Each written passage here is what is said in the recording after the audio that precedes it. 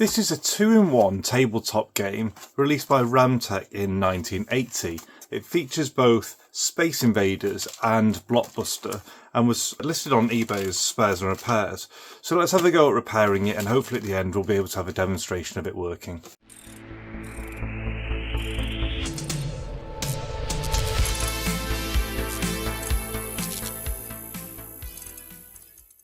Okay, so let's get on with the repair. First impressions, quick look over the box.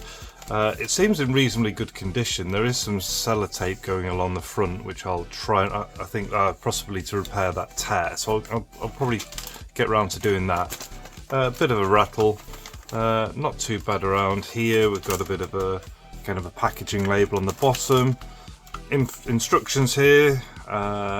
Game 1 Space Invaders Blockbusters, but we'll look at that more if we can get everything working. So that all looks in pretty good condition. Let's open it up.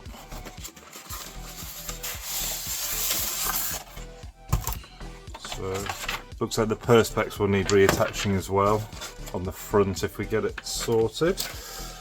We've got an instruction manual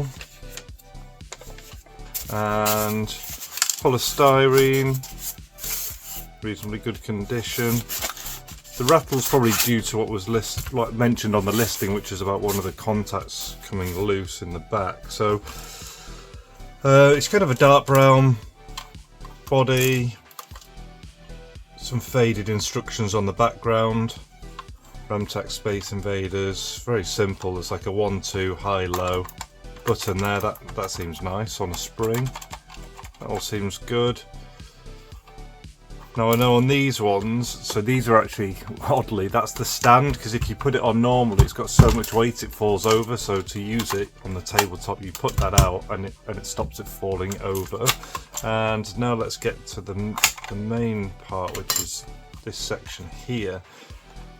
Now as the seller mentioned, there is corrosion inside on those contacts, and it does look and sound like that. See down in the bottom, it should be a top and a bottom. We've only got the top there and the bottom's missing. And over here we've got a spring on this side but no spring on this side. So we can pop some batteries in it. It's going to take 4 AA's, but I wouldn't think this is going to work at all. So that's the batteries in now. A very snug fit, and of course we're not getting any life out of it. So the first thing that we're going to do is go inside and we're going to put direct power in and do some of our initial fault finding. Hopefully it springs into life and then we can just work on the contacts, but we'll see. So we'll start the timer going.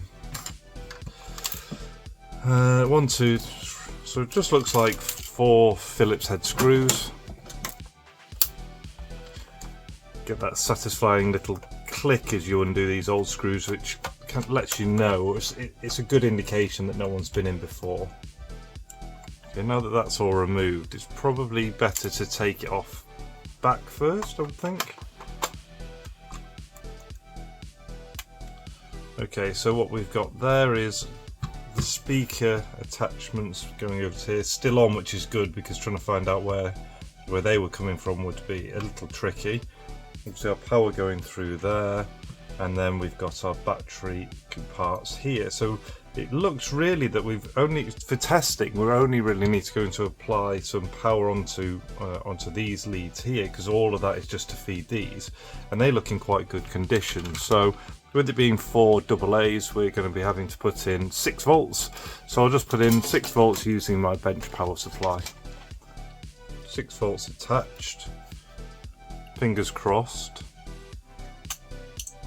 and there we go. So you can see we've got that life there, and let's see, I can see this moving across left and right. I can see the fire working, and let's go to the other side.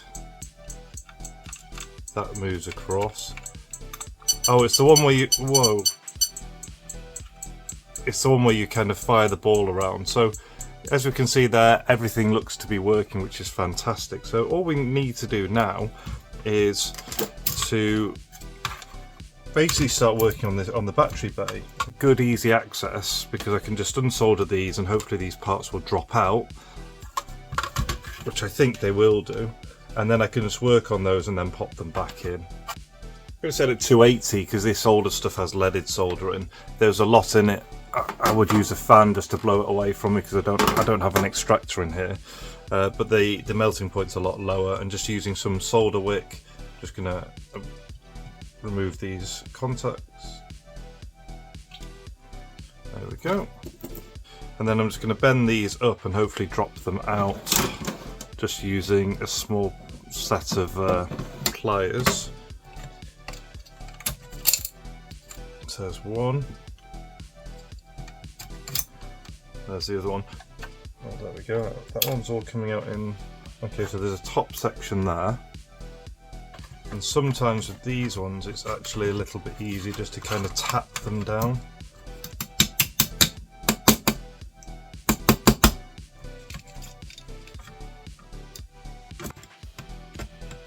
There we go.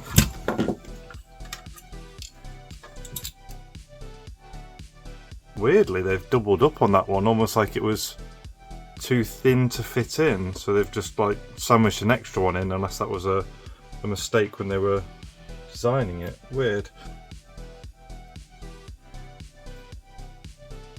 And then I'm going to just go and check my spare parts and find a piece of spring that I can put in here.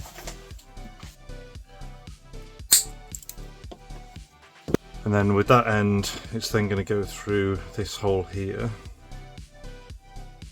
And then as long as I've got enough, you can see there, I'll then solder that in place and then trim if I need to, just to get them down to around the right size. But that's actually looking pretty good.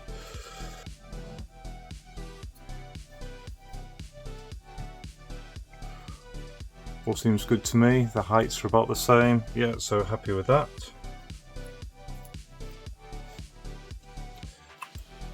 Push these out slightly as well. So that, right, there we go. So that's obviously what's happened with the other ones. You see there, I just tried to force that out ever so slightly to make a better contact, and it's fallen off. It's broken off here. So my plan is to put another piece of metal attached on the rear like so, and kind of protruding forwards, so at least it looks a bit like the other one.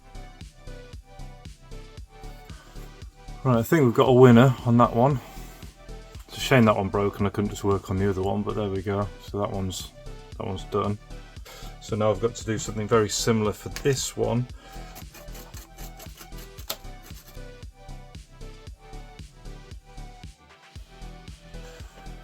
Okay, so it took a little bit of time, but on this one, what I've done is taken a single piece of metal and then attached it onto the back, and then brought it through to the other side. So at this point, I think it's now time to try and squeeze everything back inside, because with the extra bits of solder and stuff, sometimes it can be a bit of a tight fit, but we'll have a go at that now. Second one in, nice and snug. Finally, that one's now down in there. And then that one actually wanted to behave, so that's that one in. So that's all the components in. Tell you what, let's have a quick test and make sure everything's working at this stage before rebuilding. And of course it's not going to work just yet. 10 points if you remembered, we haven't attached these on. No signs of life. Okay, so nothing showing, so we do have a problem still, and that's why it was worth checking.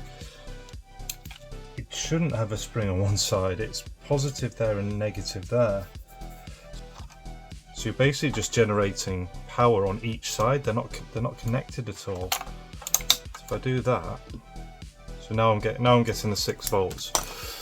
Right, stupid me, because of course I'm used to when you put in batteries, the power kind of flowing between the two, but the way this is working is it's doing it on one side and it's doing it on the other side, and then they're just meeting up. So I can see the diagram at the bottom isn't particularly clear because they've kind of overlapped the batteries. In theory, that bit would just be pushing against here. This wouldn't be a spring. The spring's in there now and it works.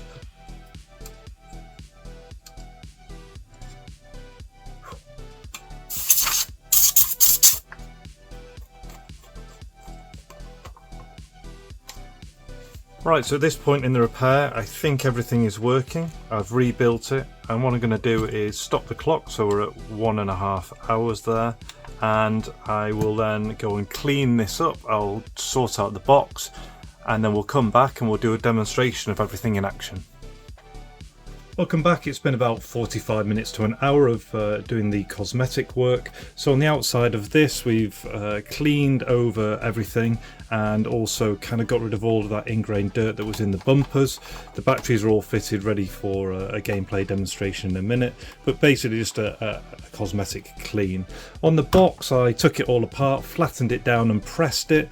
I then removed the sellotape that was across the front, reinforced the tear from the inside with some I use this kind of brown gum tape. It's really good, and it's not particularly obvious either. And then whilst I'd pressed it all flat, I then used some super glue, double-sided tape in there to reaffix the front, but I think you'll agree, and cleaned it up, that looks in much better condition now. I then just gave this a quick wipe over, so when all that gets put back together, it's going to look really great.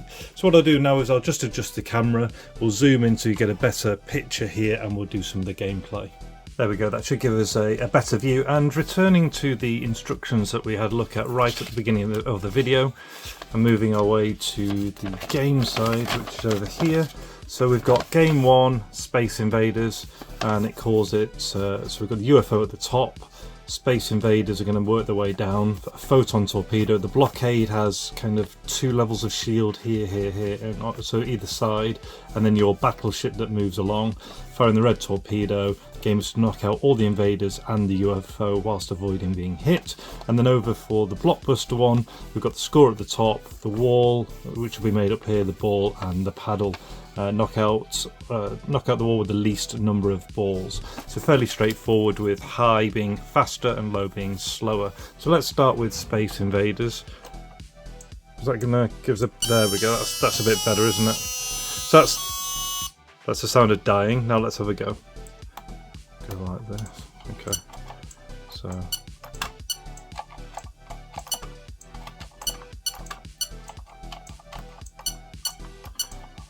So obviously you can shoot through your own blockade, which you're not going to want to do. So I'm just going to go quickly and just shoot. Oh, missed that UFO. You can see them coming down here. Try and get these ones. Oh.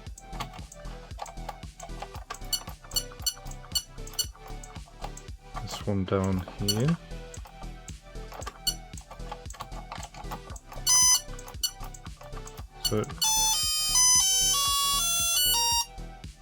So did I complete that one? I think the UFO is still on there. Maybe I did, maybe I didn't. And now let's move on to Blockbuster. So here you've got the paddle at the bottom, and you're trying to get rid of them in as few balls as possible.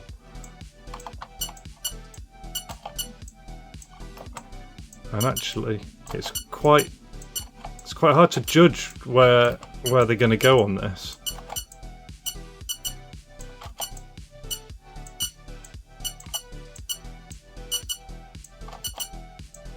No, okay, let's fire up here.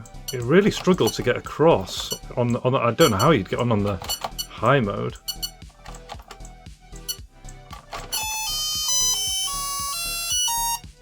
And that was a score of 18.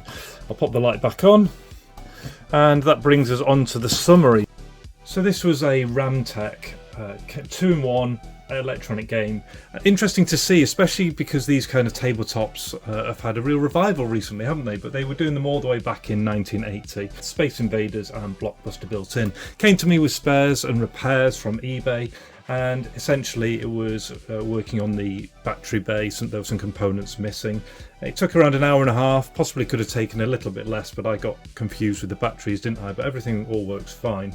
I then cleaned everything up cosmetically, so all the outsides and the buttons, and then sorted out the box as well to get that looking really fantastic again.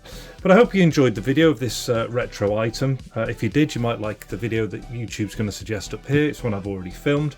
And until the next one, all the best, take care, and see ya.